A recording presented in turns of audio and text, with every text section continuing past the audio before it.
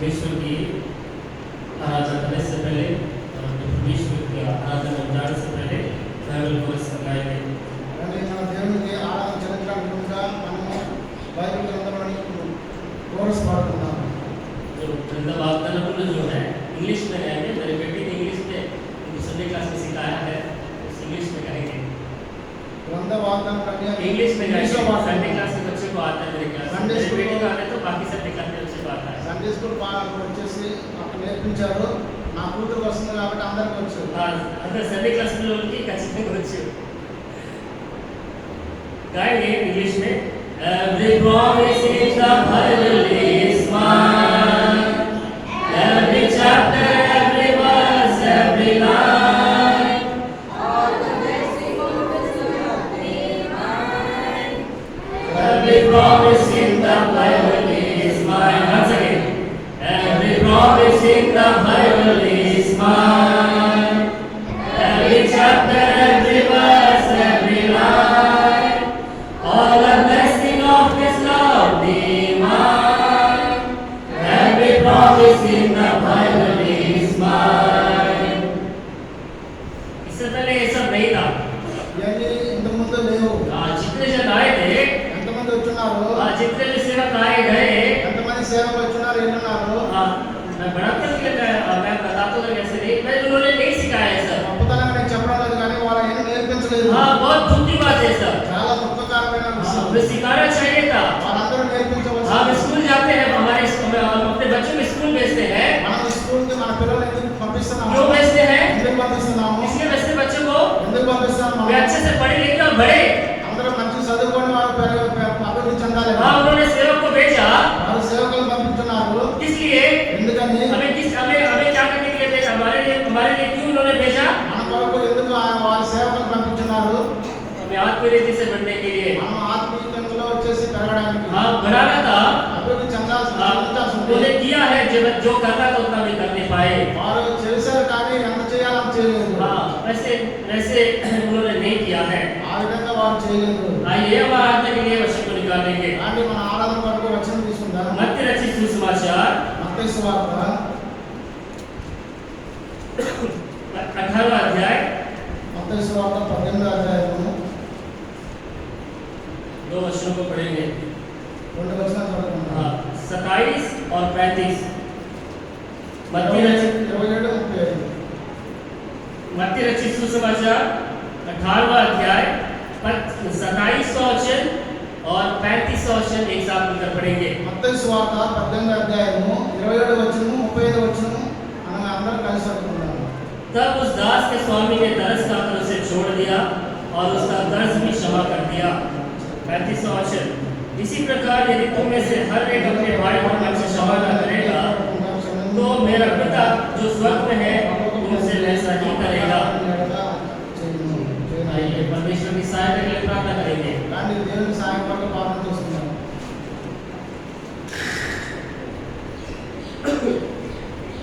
हे हमारे अति पवित्र परमेश्वर, हम आपको धन्यवाद देते हैं प्रभु जी, आपकी बड़ाई करते हैं, आपके नाम को ऊंचा बढ़ाते हैं प्रभु जी। कितने महान परमेश्वर है प्रभु जी, आप राजाओं के राजा हैं, प्रभुओं के प्रभु हैं, सर्वशक्तिमान है प्रभु जी, सर्वाधिकारी है प्रभु जी। आप सारी सृष्टि करता है, आप अल्फा है, ओमेगा है, आदि है, अंत है प्रभु जी। ये परमेश्वर प्रथम है और अंतिम है प्रभु जी। आप युगायुग एक से रहने वाले परमेश्वर प्रभु जी, आपको धन्यवाद देता हूँ प्रभु जी। आकाश आपका सिंहासन है प्रभु जी, पृथ्वी आपकी चरणों की चौकी। इतने महान परमेश्वर को प्रभु जी हमने अपने जीवन में अपने उद्धार करके हमने पाया है, इसलिए आपको धन्यवाद देते हैं प्रभु जी। प्रेम परमेश्वर कहेंगे प्रभु जी, आप उस रोगी के बीच में प्रभु जी विराजमान परमेश्वर प्रभु जी, आपको धन्यवाद देता हूँ प्रभु जी। प्रभु जी कहेंगे प्रभु जी, धन्यवाद देता हूँ प्रभु जी। 24 दल में 4 प्राणी प्रभु जी सदा पवित्र पवित्र करके आपको पूछते हैं, आपको धन्यवाद देते हैं प्रेम परमेश्वर। इसी प्रकार प्रभु जी आपको पुनरुत्थान के दिन आपकी मंडली में प्रभु जी आप मुझे हमें आपने प्रभु जी विश्वासी को प्रभु जी आपने लाया है, उसके लिए हम आपको बहुत बहुत धन्यवाद देते हैं प्रेम परमेश्वर। कि प्रभु जी हम अपने परमेश्वर को भूल सके, अपने परमेश्वर को धन्यवाद दे सके प्रभु जी, अपने परमेश्वर की स्तुति आराधना कर सके प्रेम परमेश्वर। इसके लिए प्रभु जी हम आपको बहुत बहुत धन्यवाद देते हैं प्रेम परमेश्वर, क्योंकि एकमात्र परमेश्वर है जो आराधना के योग्य, जो स्तुति के योग्य प्रभु जी, जो जो कि प्रिय परमेश्वर हमें प्रभु जी आपके प्रिय पुत्र प्रभु यीशु मसीह के लहू के द्वारा प्रभु जी आपने खरीदा प्रभु जी, आपने मोल लिया प्रभु, इसलिए आपको धन्यवाद देता हूँ प्रभु जी। प्रिय परमेश्वर धन्यवाद देता हूँ प्रभु जी, आपके प्रिय पुत्र प्रभु यीशु मसीह के पवित्र लहू के द्वारा प्रभु जी आप हमारे पापों हमारे अपराधों को आपने धोकर आपने शुद्ध किया, हमें पवित्र किया प्रभु जी। अपना बेटा अपना बेटी प्रभु जी हमें बनाया, आपकी मंडली में हमें लाया, हमें उठाया, इसलिए आपको धन्यवाद देता हूँ। प्रिय परमेश्वर धन्यवाद देता हूँ प्रभु जी। इसी प्रकार प्रभु जी जितने भी प्रभु जी आपकी मंडली में विश्वासी आए प्रभु जी, उन सभी के लिए धन्यवाद देता हूँ प्रभु जी। और जितने मार्ग में है प्रिय परमेश्वर उन सभी को सुरक्षित से प्रभु जी हमारे मध्य में लाए कि प्रभु जी हम सब मिलकर अपने परमेश्वर की स्तुति आराधना कर सके। प्रिय परमेश्वर सहायता करें प्रिय परमेश्वर, प्रभु जी इस समय में प्रभु जी आपकी सहायता मांगता हूँ, बस विनती करता हूँ, आपसे प्रार्थना करता हूँ प्रिय परमेश्वर। आराधना के लिए जो शिक्षाएं है प्रभु जी वो आप प्रभु जी मेरे मुख में ढाले प्रिय परमेश्वर, क्योंकि मनुष्य की आलोचना जो मनुष्य की बातें सब कुछ व्यर्थ है प्रभु जी। ये बातें ये आलोचना मेरे मन में ना आए प्रभु जी, आप मेरी सहायता करें प्रभु जी। जैसे जिस प्रकार प्रभु जी समय प्रभु जी जैसे जैसे प्रभु जी आप बोले समय आपका दास सुन रहा है प्रिय परमेश्वर। श्री साहब मेरे जीवन में अपने विषय में आप सहायता करें प्रभु जी, आपसे प्रार्थना करता हूँ प्रभु जी। आप बोले प्रभु जी मैं सुनूं प्रिय परमेश्वर।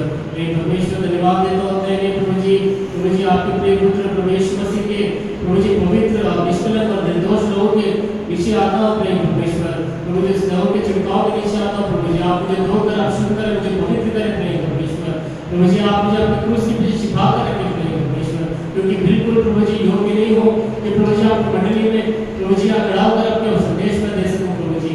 पर भी प्रभु जी आपने योग्य ठहराया, आपने ग्रह किया, उसके लिए आपको धन्यवाद देता हूँ प्रिय परमेश्वर। प्रभु जी इतने ही प्रभु जी मैं भोला मनुष्य हूँ प्रिय परमेश्वर, पर भी प्रभु जी अपने योग्य ठहरा, उसके लिए बहुत बहुत धन्यवाद देता हूँ प्रिय परमेश्वर। प्रभु जी धन्यवाद देता हूँ अंधकार की सारी शक्तियों को प्रवेश मसीह के नाम से प्रभु जी भागते उसको दूर करते हैं प्रभु जी। प्रभु मुझे प्रभु जी अनुवाद करने वाले आपके दास को दोनों प्रभु जी अभिषेक करें प्रभु जी, आपका आशीष आपका अभिषेक प्रभु जी हम दोनों के ऊपर बढ़ाए रखें प्रभु जी। परमेश्वर आपके इच्छा के अनुसार अनुकूल रीति से हमारी बातें हो प्रभु जी, आप ही के नाम की महिमा करते हुए आप ही को धन्यवाद देते हुए प्रभु जी विनती प्रार्थना को शीघ्र आने वाले हमारे धार करता प्रभु यीशु मसीह के नाम से विनती प्रार्थना को मांगते हैं प्रभु जी, आमीन।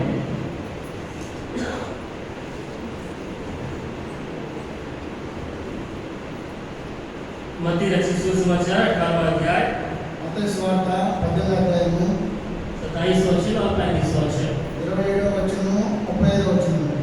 ज्यादातर लोग गीत गाकर आराधना करते हैं, చాలా మంది పాటలు పాడుతూ ఆరాధన చేస్తున్నారు। ठीक है, చాలా మంచిది చాలా మంచిది మంచిది చాలా మంచిది కాదు మంచిది गीत गाकर आराधना करना अच्छा है, పాటలు పాడి స్తుతించడం మంచిది, చాలా మంచిది सिर्फ आराधना करना, ఆరాధన చెల్లించడం చాలా మంచిది। हाँ आराधना करना। जब यूथ जो सामने बैठे आराधना करने के लिए उनसे कहा गया, వారిని వచ్చేసి ముందు కూర్చున్న వారిని వచ్చేసి ఆరాధన చేయాలని చెప్పినప్పుడు अभी गाना गा रहे हैं, వారు ఖాళీ పాటలు పాడుతున్నారు। गाना गा रहे हैं, गाना नहीं गाना है, పాటలు పాడకూడదు। पहले आराधना के उसके बाद गाना ऑटोमेटिकली आएगा। ఆరాధన చేయండి మొదలుగా, తర్వాత పాడవలసిన पहले आराधना करिए, कैसे परमेश्वर कर रहे हैं, टूटा फूटा जल जो भी हो पहले आराधना चलाना सीखिए। హృదయం తోటి మొదట వచ్చేసి ఆరాధన చెల్లించాలి। गाना का पहले गाना कैसे ज्यादातर जो गीत गाकर आराधना करते हैं, చాలా మంది ఆ పాటలు పాడి ఆరాధన చెల్లిస్తున్నారు। मतलब ये कि उनको जो यहाँ से वर्तमान दिया गया उनको समझ नहीं आया है, ఇక్కడ నుంచి వర్తమానం వచ్చింది వారికి బాగా అర్థం అవ్వలేదు। इसीलिए गाना गाकर कैसे गाना या क्या आराधना सब వారందరూ వచ్చేసి వారు పాటలు పాడి ఆరాధన చెల్లిస్తున్నారు।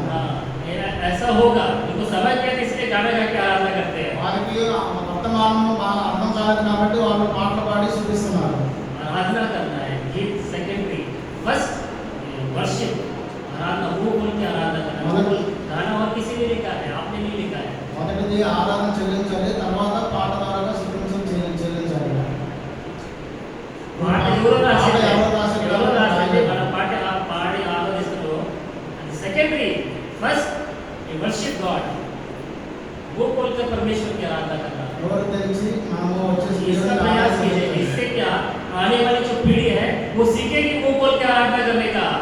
అది నేర్చుకోండి, రానున్న తరం వారు వచ్చేసి నోరు తెరిచి हाँ, ఆరాధన हम गीत చేస్తారు। गाते हैं, ज्यादातर वो जो यंगस्टर है वे भी गीत गाते हैं, गाना ढूंढ रहे हैं। మనం పాటల ద్వారా చూపిస్తే వారు యవనస్తులు కూడా వచ్చేసి పాటలు వెతుకుతున్నారు। सेकेंडरी फर्स्ट वो बोलकर परमेश्वर की आराधना करिए। మొదటిది వచ్చేసి మనము నోరు తెరిచి దేవుని ఆరాధన చెల్లించాలి. అది రెండోది. మొదటిది. రెండోది పాట ద్వారా అక్కడ వచ్చేసి పాటలు పాడతారు. वो सेकंड के बाद में देखा जाएगा, पहले मुंह खोल के आराधना करिए। అది రెండోది. మొదటి వచ్చేసి ఆ నోరు తెరిచి ఆరాధన చెల్లించాలి. यहाँ पे मत्ती रचित सुसमाचार 18वां अध्याय మత్తయి సువార్త 18వ అధ్యాయము 27 वचन हम पढ़े हैं। 27 వచ్చిన మనం చదువుకున్నాం. यहाँ पे हम क्या पढ़ते हैं? మనం ఏం చదువుకున్నాము? तब उस दास के स्वामी ने तरस खाकर उसे छोड़ दिया और उसका कर्ज क्षमा कर दिया। ఆ దాసుని యజమానుడు కనికరపడి వానిని విడిచిపెట్టి వాని అప్పు క్షమించెను. यहाँ पे हम क्या देखते हैं? ఇక్కడ మనం ఏం చూస్తున్నాము? यहाँ पे कर्जदार को देखते हैं। ఇక్కడ ఒక వచ్చేసి అప్పు చేసిన వాడిని చూస్తున్నాము. कर्जदार जो कर्ज करते हैं, ज्यादातर कर्जदार होते हैं, उधार लेने वाले लोग। ఇక్కడ చాలా మంది అప్పు తీసుకున్న వాళ్ళు, बहुत लोग होते हैं जो उधार लेते हैं। చాలా మంది అప్పు తీసుకుంటున్నారు. उधार लेने वाले, पर यहाँ पे देखते हैं कर्जदार है। ఇక్కడ అప్పు ఇచ్చిన అప్పుదారుడు, जो कर्जदार ने किसी से कर्ज लिया है। ఇక్కడ అప్పుదారుడు, ఇక్కడ యజమానుడు వచ్చేసి ఎవరితోటో వచ్చేసి అప్పు తీసుకున్నాడు. यजमान तो कर्जदार के जो मालिक है, जो राजा है, उससे उन्होंने कर्ज उधार लिया है। ఇక్కడ అప్పు తీసుకునేవాడు ఇక్కడ యజమానుడు తోటి అప్పు తీసుకున్నాడు. उस बात को यहाँ पे हम देख रहे हैं। ఇక్కడ ఆ మాటను మనం ఇక్కడ చూస్తున్నాము. उस दास के स्वामी ने तरस खाकर उसे छोड़ दिया और उसका कर्ज क्षमा कर दिया। ఆ దాసుని యజమానుడు కనికరపడి వానిని విడిచిపెట్టి వాని అప్పు క్షమించెను. उसको क्षमा कर दिया, यहाँ पे हम देखते हैं। ఇక్కడ వారిని క్షమించినట్లు మనం ఇక్కడ చూస్తున్నాము. 21वां वचन पे आते हैं। 21वां वचन में 21వ వచనం మనం చూస్తున్నాము. तब पतरस ने पास आकर उससे कहा, हे प्रभु, यदि मेरा भाई अपराध करता रहे तो मैं कितनी बार उसे क्षमा करूं? क्या 7 बार? ఆ సమయం నా పేతురు ఆయన ఎదురు వచ్చి, ప్రభువా, నా సహోదరుడు నా ఎడల తప్పిదం చేసిన ఎడల నేను ఎన్ని మార్లు అతన్ని క్షమింపవలెను? 7 మార్లు మటుకునా? यहाँ पे हम क्षमा का बात हम ले रहे हैं। ఇక్కడ మనం క్షమించే ఒక మాటను తీసుకుంటున్నాం. यहाँ पे पतरस प्रभु यीशु मसीह के पास आया। ఇక్కడ పేతురు ప్రభు యేసుక్రీస్తు వారి దగ్గరికి వచ్చి, तो कहते हैं, हे प्रभु, यदि मेरा भाई अपराध करे, ప్రభువా, నా సహోదరుడు నా ఎడల తప్పిదం చేసిన ఎడల मैं उसे कितनी बार क्षमा करूं? నేను వారిని ఎన్ని మార్లు వచ్చి క్షమించాలి? क्या 7 बार? లేకపోతే 7 మార్లా? 7 बार करके पतरस ने कहा। 7 మార్లు అని వచ్చేసి పేతురు చెప్పున్నాడు. पर यहाँ पे यीशु ने उसको उत्तर क्या दिया? అందుకు యేసు ఇక్కడ ఏమో వచ్చేసి సమాధానం చెప్పున్నాడు. यीशु ने उससे कहा, అందుకు యేసు అతనికి मैं तुझसे ये कहता हूँ, ये कहता नहीं कि 7 बार तक, वरन 7 बार के 70 गुने तक। అందుకు 7 మార్లు మటుకే కాదు, 70 ఏళ్ళ మారుల మటుకు కానీ నీతో చెప్పుచున్నాను. 7 बार के 70 गुने तक। ఇక్కడ 7 మార్లు కాదు, 70 ఏళ్ళ మారుల మటుకు. कितना हुआ है? ఎంత అయింది? 70 बार के 70 गुने। ఇక్కడ 7 మార్లకి 70 ఏళ్ళ. कैलकुलेशन बहुत जन को आता होगा मेरे ख्याल से। లెక్కలు బాగా అందరికి వచ్చున్నట్టు ఉండవచ్చు. कितना है यहाँ पे? कितना है? प्रवेश मसीह कितना बताता है यहाँ पे? जल्दी टाइम आधा घंटा मुझे खत्म करना है। ప్రభు యేసుక్రీస్తు వారు వచ్చేసి ఎన్ని చెప్పున్నాడు? 7 बार के 70 गुने कीजिए। 7 into 70 कितना हुआ? 140 और 140 लाते 70 into 7 490। प्रभु यीशु मसीह कहता है 490 बार क्षमा कीजिएगा। 490 సార్లు వచ్చేసి వాడిని క్షమించండి. पतरस ने पूछा, मैं कितने बार मैं क्षमा करूं? పేతురు అడిగాడు, ఎన్నిసార్లు నేను క్షమించాలని. पतरस के अंदाजा नहीं है। प्रभु यीशु मसीह कहेगा 1 2 बार, अच्छे 7 बार कहेगा।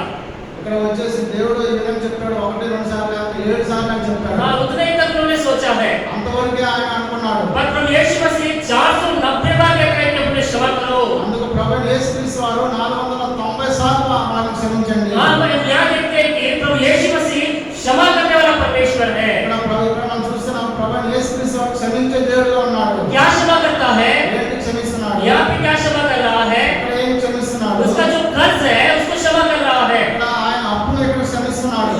देखिए 23वां वचन, इसलिए स्वर्ग का राज्य उस राजा के समान है जिसने अपने दासों से लेखा लेना चाहा। కావున పరలోక రాజ్యము తన దాసుల యొక్క లెక్క చూచుకొనగోరిన యొక్క రాజును పోయి ఉన్నది. इसके समान है स्वर्ग का राज्य, ఇక్కడ స్వర్గ పరలోక రాజ్యం దేనికి సమానంగా ఉంది? उस राजा के समान है ఆ యొక్క రాజు యొక్క సమానంగా ఉంది. जिसने अपने दासों से लेखा लिया है। ఇక్కడ దాసు దగ్గర ఎవరైనా అప్పు తీసుకున్న వారిని 24 वचन, 24 వచ్చింది. जब वो लेखा लेने लगा అతడు లెక్క చూచుకొని మొదలు పెట్టినప్పుడు तो एक जन उसके सामने गया, అతనికి ఒకడు ఆయన ముందుగా వెళ్ళున్నాడు. उसके बाद 10,000 तोड़े का कर्जदार था। అతనికి 10,000 తులం చూచిన మొదలు పెట్టినప్పుడు 10,000 तोड़े 10,000 తులంతలు తలాంతులు. यहाँ पे एक व्यक्ति ने कर्ज लिया है। ఇక్కడ ఒక వ్యక్తి అప్పు తీసుకున్నాడు. कितना कर्ज लिया है? ఎంత అప్పు తీసుకున్నాడు? 10,000 ఇక్కడ 10,000 तोड़े। 10,000 తలాంతులు. ये कितना है ये? ఇక్కడ ఎంత ఇక్కడ ये सब हमें नहीं बताया गया। ఇవన్నీ మనం చెప్పలేదు. जो हर लोग बताए వాళ్ళు कितना है? 10,000 तोड़े। ఇక్కడ 10,000 తలాంతులు 10 का रुपया देगा, ये 10 रुपया, ये 100 रुपया, 500 रुपया, 1000 रुपया नहीं है, 2000 रुपया बता सकेंगे। पर बाइबल में जो है ये जो तलाक या तोड़े ये कितने हमें नहीं पता। ఇక్కడ మనం వచ్చేసి రూపాయి నోట్లు అయితే మనం చెప్పగలం కానీ ఇక్కడ బైబిల్లో చెప్పిన 10,000 తలాంతులు మనం చెప్పలేదు. हाँ, ये 10,000 तलाक तो कितना है? ఇక్కడ 10,000 తలాంతులు ఎన్ని किसी को पता है? किसी को? ఎవరికైనా తెలుసా? एक तलाक कितना है? 3,000। चलो एक जन को पता है। ఒక తలాంతు 3,000. 3,600। 3,600. 3,600। ఒక తలాంతు 3,600. पर इन्होंने उधार कितना लिया है? ఇక్కడ అప్పు ఎంత తీసుకున్నాడు? 10,000। तो कितने हुए? एक तलाक 3,600 रुपया, तो 10,000 तलाक कितने हुए? 10,000 వచ్చేసి ఇక్కడ 10,000 తీసుకున్నాడు అప్పు. ఇక్కడ ఒక తలాంతు 3,600. कितने में? मुश्किल हो, कैलकुलेट करना मुश्किल हो जाएगा। कितना कर्ज उन्होंने लिया है? ఇంత అప్పు అక్కడ వారు తీసుకున్నారు. इतना कर्ज लिया है। यदि हम कोई कर्ज लेते हैं या लोन लेते हैं, हमें क्या देना पड़ता है? ఇక్కడ మనం అప్పు తీసుకున్నప్పుడు లోన్ తీసుకున్నప్పుడు మనం ఏం ఇవ్వాలి? क्या उसको देना पड़ता है? मुंह देख के दे देंगे क्या? దానికి ఏదో ఒకటి ఇవ్వాలి. उसको देना पड़ता है। क्या देना पड़ता है? लोन लेते हैं, लोन लेने के लिए क्या दिखाते हैं? లోన్ తీసుకోవడానికి మనం ఏం చూపించాలి? ఏ పత్రాలు చూపించాలి? हाँ? इंटरेस्ट का। चलो, जो सरकारी नौकरी में है तो पे स्लिप देते होंगे। ఇక్కడ వచ్చేసి ఎవరైతే గవర్నమెంట్ సర్వెంట్ అయితే వాళ్ళకి పే స్లిప్ ఇస్తారు. हाँ, जो प्राइवेट में है ఎవరైతే ప్రైవేట్ ఉన్నారో ये क्या देंगे? వారు ఏం ఇస్తారు? श्योरिटी। यस, श्योरिटी देंगे। షూరిటీ ఇస్తారు. और ఇంకా मुंह देख के कोई देगा? ముఖం చూసి ఎవరైనా ఇస్తారా? नहीं देते हैं कोई। ఎవరు? पर यहाँ पे वो दास को जो कर्जदार है उसको उधार दिया गया है। ఇక్కడైతే అప్పు ఇచ్చేవాడు అక్కడ వచ్చేసి उसको उधार दिया गया है, उसके पास कुछ नहीं है। ఆయన దగ్గర ఏది లేదు, ఆయన అప్పు ఇచ్చున్నాడు. हाँ, उसके पास देने के लिए कुछ भी नहीं है, पर भी वो राजा ने उसको उधार दिया है। ఆయనకు ఇవ్వడానికి ఏది లేదు కానీ ఆ రాజు వచ్చేసి ఆయనకు అప్పు ఇచ్చున్నాడు. पढ़िए 25 वचन ఇక్కడ 25 వచ్చి చదవండి. 25। అప్పు తీర్చుటకు వాని వద్ద ఏమీ లేనందున వాని యజమానుడు వాని భార్యను పిల్లలను వానికి కలిగినది యావత్తును అమ్మి అప్పు తీర్చవలనని ఆజ్ఞాపించాను. हाँ, क्या किया उन्होंने? राजा ने क्या किया? రాజు ఏం చేస్తున్నాడు? भार्य, पत्नी, बच्चे सबको बेच के कब से मेरा कर्ज चुकाने के लिए कहा है। వాని భార్యను వాని పిల్లలని కలిగినది యావత్తును అమ్మి అప్పు తీర్చవలని ఆజ్ఞాపించాను. हाँ, व्यवस्था के अनुसार देखिए। ఇక్కడ ధర్మశాస్త్రం అనుసారంగా చూడండి. हाँ, उधार चुकाने के लिए अपने पत्नी अपने बच्चे को बेच कर कब से उधार चुकाना है? అప్పు తీర్చుటకు వచ్చేసి అక్కడ ఆయన భార్యను ఆయన పిల్లలను వచ్చేసి అన్ని అక్కడ అప్పు తీర్చాలి. हाँ, ये सब तो क्या फ्री में दिया गया था? యోసేపుకు వచ్చేసి అక్కడ ఉచితంగా ఇచ్చున్నాడా? फ्री का अम्बेसरा ఉచితంగా అమ్మేశారా? नहीं। कितना लिया उन्होंने? వారు ఎంత తీసుకున్నారు? 30। हाँ, उनसे थोड़े, उनसे जो दिनार जो थोड़े जो कहते हैं उनसे लिया गया है। అక్కడ వచ్చేసి 32 నాణ్యాలు అక్కడ తీసుకున్నారు. हाँ, यहाँ पे कहा गया है कि 25 वर्षन में अपने बाल बच्चों को अपनी पत्नी को बेच कर कर्ज चुकाने के लिए कहता है। ఇక్కడ అప్పు తీర్చుటకు వాని యొక్క ఏమీ లేనందున వాని యజమానుడు వాని భార్యను పిల్లలని కలిగినది యావత్తును అమ్మి అప్పు తీర్చాలని ఆజ్ఞాపించున్నాడు. हाँ, ऐसा नहीं है, यहाँ पर उसके पास कुछ भी नहीं है। అక్కడ వారి దగ్గర ఆయన దగ్గర ఏమీ లేదు. 26 वर्षन 26 వచనము. इस पर उस दास ने गिरकर उससे प्रणाम किया और कहा, हे स्वामी धीरज धर, मैं सब कुछ चुका दूंगा। కాబట్టి ఆ దాసుడు అతని ఎదుట సాగిలపడి మొక్కి నా ఎడల ఓర్చుకొనుము, నేను నీకు అంతగా చెల్లించుతానని చెప్పాను. कैसे चुकाएगा? అక్కడ ఎలా వచ్చేసి తీరుస్తాడు, कैसे वो उधार को चुकाएगा? అక్కడ ఏ విధంగా వచ్చేసి అప్పు తీరుస్తాడు. उसके पास तो कुछ भी नहीं है, వాడి దగ్గర ఏమీ లేదు, उसके पास कुछ भी नहीं, कैसे वो उधार चुकाएगा? అక్కడ వాడి దగ్గర ఏమీ లేదు, అక్కడ ఏ విధంగా అప్పు తీరుస్తాడు. यहाँ पे देखते हैं 27 वचन में, 27వ వచనం చూద్దాం. तब उस दास के स्वामी ने तरस खाकर उसे छोड़ दिया। ఆ దాసుని యజమానుడు కనికరపడి వారిని విడిచిపెట్టి వారి అప్పు క్షమించెను. यहाँ पे वो जो दास को देखकर उन्होंने क्षमा कर दिया है। ఆ దాసుని చూసి యజమానుడు కనికరపడి दास के स्वामी ने तरस खाकर उसे क्षमा कर दिया ఆ है। యజమానుడు ఆ దాసుని చూసి కనికరపడి हाँ, कितना वो कर्ज है? ఎంత అప్పు, वो कर्ज 10,000 तोड़े कर्ज है। అక్కడ 10,000 వచ్చేసి తలాకులు. यहाँ पे कर्ज यहाँ पे बताया गया है। ఇక్కడ అప్పు ఇక్కడ రాయబడింది, చెప్పబడింది. जो कर्ज कितना है? ఇక్కడ అక్కడ అప్పు ఎంత, 10,000 तोड़े। 10,000 తలాకులు. वो अपने जीवन पर, वो जीवन भर भी मरते दम तक क्यों नहीं चुका पाएगा? ఆయన తన జీవితాంతం కూడా ఆయన వచ్చేసి అప్పు తీర్చలేడు. पर उसके स्वामी ने इस पर तरस खाकर उसके कर्ज को उन्होंने क्षमा किया। కానీ ఆయన యజమానుడు ఆయన మీద కనికరపడి విడిచిపెట్టి हाँ, క్షమించున్నాడు.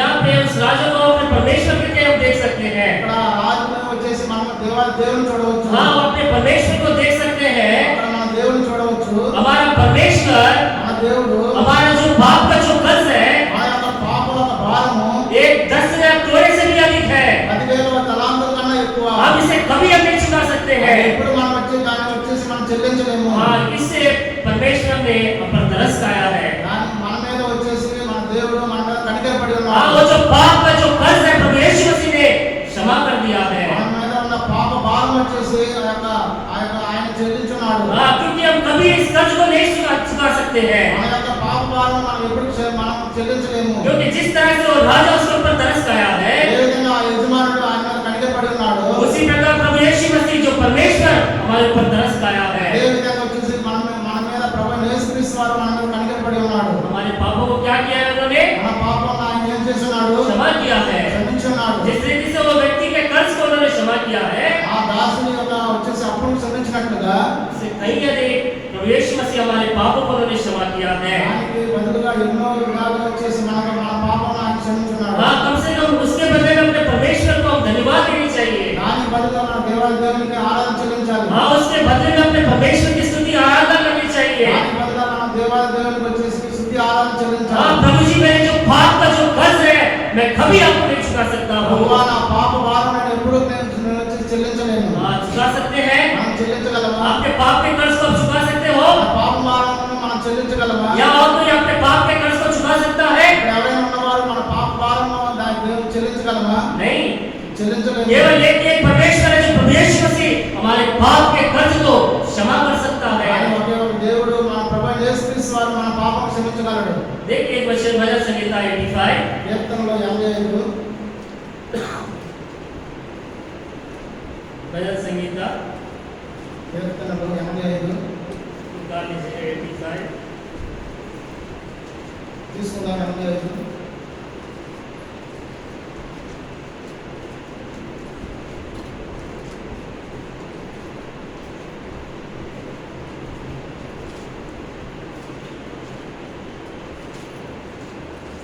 क्योंकि हमारा जो परमेश्वर है మన దేవుడు वो क्षमा करने वाला परमेश्वर है। క్షమించే దేవుడుగా ఉన్నాడు. क्षमा करें 86 का 5। 86:5 ప్రభువా, నీవు దయాళుడవు, క్షమించుటకు సిద్ధమైన మనస్సు గలవాడవు. हाँ, काफी है। हाँ, क्या कहता है? क्योंकि हे प्रभु तू भला और क्षमा करने वाला है। ప్రభువా నీవు దయాళుడు, క్షమించుటకు సిద్ధ మనసు గలవాడు. हाँ, परमेश्वर हर समय तैयार है तुम्हारे पापों को क्षमा करने के लिए। మన దేవుడు వచ్చేసి ప్రతి సమయం వచ్చేసి సిద్ధంగా ఉన్నాడు మన పాపం క్షమించుటకు. हाँ, किसके पाप? ఎవరి పాపంలో? हमारे पाप। మన పాపంలో. वो कितना कर्ज है ఎంత వచ్చేసి అప్పు जिसे हम चुका नहीं सकते हैं, అది మనం చెల్లించలేనిగా पर ఉన్నది. हमारा परमेश्वर तैयार है उसे चुकाने के लिए, उसे क्षमा करने के लिए। మన దేవుడు ఆయన సిద్ధంగా ఉన్నాడు దాన్ని వచ్చేసి చెల్లించడానికి. क्यों? ఎందుకు? क्योंकि हमारा परमेश्वर बड़ा है। మన దేవుడు దయాళుడు, और क्षमा करने वाला परमेश्वर है। ఆయన క్షమించే దేవుడుగా ఉన్నాడు. जो हमारा कर्ज इतना भारी है, మన అప్పు వచ్చేసి ఎంతో భారంగా ఉన్నది. हमारा जो पाप का कर्ज इतना भारी है, ఆ పాపం వచ్చే భారం ఎంతో ఎంతో ఎక్కువగా ఉన్నది. उस कर्ज को परमेश्वर मसीह ने क्षमा किया है। ఆ యొక్క భారం వచ్చేసి ఆయన వచ్చేసి పాపం చెల్లించున్నాడు. पर पुराना नियम क्या कहता है? పాత నిబంధన ఏం చెప్తుంది? कितने बार क्षमा कर सकते हैं? ఎన్నిసార్లు క్షమించాలని చెప్తుంది? पुराने कितने बार क्षमा करने के लिए कहता है? పాత నిబంధనలో ఎన్నిసార్లు క్షమించాలని చెప్తుంది? తెలియదు మనకి, తెలియదు. ఆమోస్ की किताब, ఆమోస్ పత్రిక दूसरा अध्याय, पहला अध्याय ఆమోసు మొదటి అధ్యాయము हर अध्याय में लिखा, पहला अध्याय में लिखा, दूसरा अध्याय में लिखा।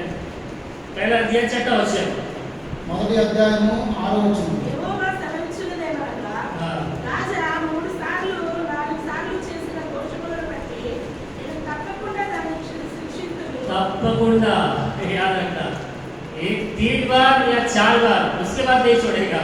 3 సార్లు లేదా 4 సార్లు దాని తర్వాత విడిచిపెట్టండి.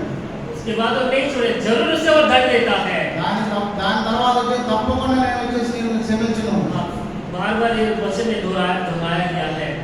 మాటి మాటికి వచ్చేసి వచనాన్ని వచ్చేసి చెప్తూ व्यवस्था के अनुसार 3 बार या 4 बार हमें क्षमा किया जा सकता है।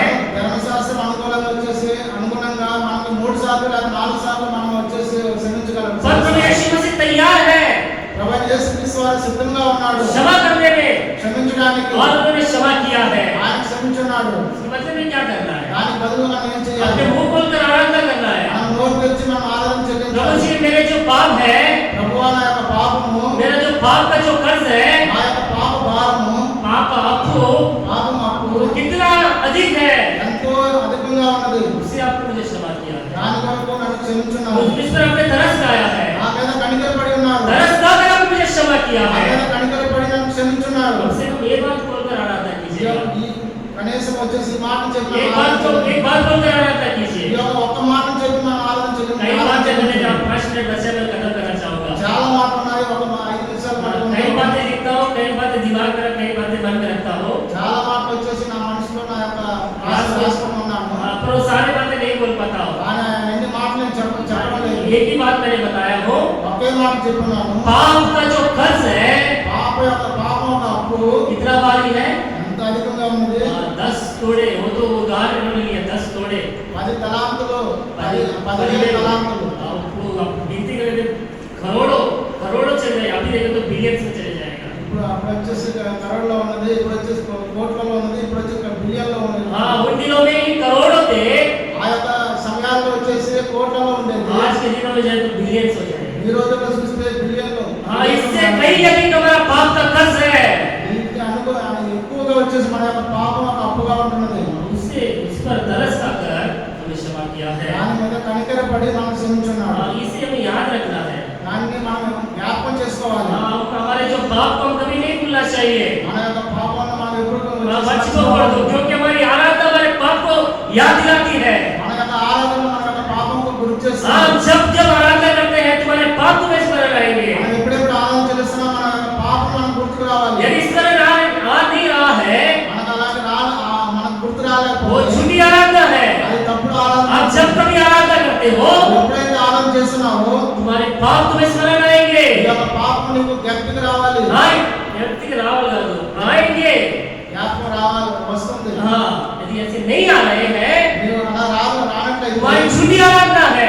అది తప్పుడు ఆరాధన. परमेश्वर झूठी आराधना कभी स्वीकार नहीं करता है। దేవుడు తప్పుడు ఆరాధన ఎప్పుడు స్వీకరించడు. हाँ, परमेश्वर ढूंढता है, వెతుకుతున్నాడు। దేవుడు వచ్చేసి వెతుకుతున్నాడు. किसको?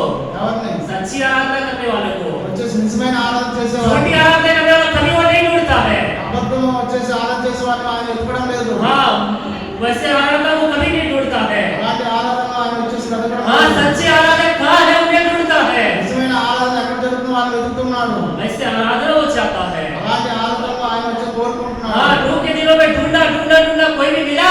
నోహు దినాల్లో వచ్చేసి వెతుకున్నాడు. ఎవరైనా దొరికారా? मिला कोई? ఎవరైనా దొరికారా? कौन मिला? ఎవరు దొరికారు? नोह तब तो कोई नहीं मिला, నోహు తప్ప ఎవరు దొరకలేదు. क्योंकि ఎందుకని? सब के सब पापी है। అందరూ పాపం भी परमेश्वर ढूंढता है, ఈ రోజు కూడా వచ్చేసి దేవుడు आज भी ढूंढता है सच्चे आराधकों को। ఈ రోజు కూడా వెతుకుతున్నాడు నిజమైన ఆరాధకులను। क्या हम सच्ची आराधना चढ़ाएंगे? మనం నిజమైన ఆరాధన చెల్లిస్తున్నాము। क्या आत्मा और सच्चाई के साथ आराधना चढ़ाएंगे? మనం ఆత్మతోనూ आत्मा तो सत्यम तो आराधना చెల్లించుదామా? మనం ఆత్మ సత్యంతో ఆరాధన చెల్లిస్తున్నామా? और एक पॉइंट है, खत्म हो गया, मैं खत्म कर दूंगा, ఇంకొక పాయింట్ ఉంది కానీ సమయం అయిపోయింది। ऐसे समाप्त कर दूंगा कि आइए हम अपने परमेश्वर की आराधना आत्मा सच्चाई से एक बार बोलकर कम से कम आराधना कीजिए। కానీ మన దేవునికి ఆత్మతో సత్యంతో ఆరాధన చెల్లిద్దాం। वक्त बांटा, एक बात कहकर आराधना करें, वो भी नहीं कर पाते तो ఒక్క మాట చెప్తున్నా शब्द का उपयोग नहीं करना चाहता हूँ। मनुष्य और जानवर में कोई अंतर नहीं है। మానవుడికి వచ్చేసి జంతువులకి వచ్చేసి हाँ, భేదం లేదు। और जंतु का नाम भी नहीं लेना चाहता, इसलिए जंतु कह देता हूँ। मनुष्य और जंतु में अंतर है। మానవుడికి మనుషులు జంతువులకి వచ్చేసి हाँ, अंतर है, दोनों में फर्क है। వాళ్ళిద్దరికి వచ్చేసి వ్యతిరేకం। हाँ, परमेश्वर ने मनुष्य को चुना है, कुत्ते लोगों को नहीं चुना है। దేవుడు వచ్చే మనుషుల్ని వచ్చేసి कुत्तों ने एक पर्च डाला, మనుషులు ఏర్పరచుకున్నాడు, కుక్కలు ఏర్పరచుకోలేదు। जो मनुष्य को चुना है ఎందుకు మనుషులు ఏర్పరచుకున్నాడు? आराधना करने के लिए। ఆయనకు వచ్చేసి ఆరాధన చెల్లించడానికి। एक बात कम से कम बोलिए, प्रभु जी मेरा जो पाप का कर्ज है कितना भारी है। ఒక మాట చెప్పి మనం వచ్చేసి మన పాప భారం, మన పాప అప్పు ఎంతో అధికంగా ఉన్నది। उससे देखकर आप मुझे तरस खाए, దాన్ని చూసి నన్ను కనికరపడి आप मुझे क्षमा किया, నన్ను క్షమించున్నావు। उसके लिए आपको धन्यवाद। దాని కొరకు నేను ధన్యవాదాలు చెల్లిస్తున్నాను। आइए हम अपने परमेश्वर की आराधना करेंगे। కానీ మన దేవునికి ఆత్మతో సత్యంతో ఆరాధన చెల్లిద్దాం।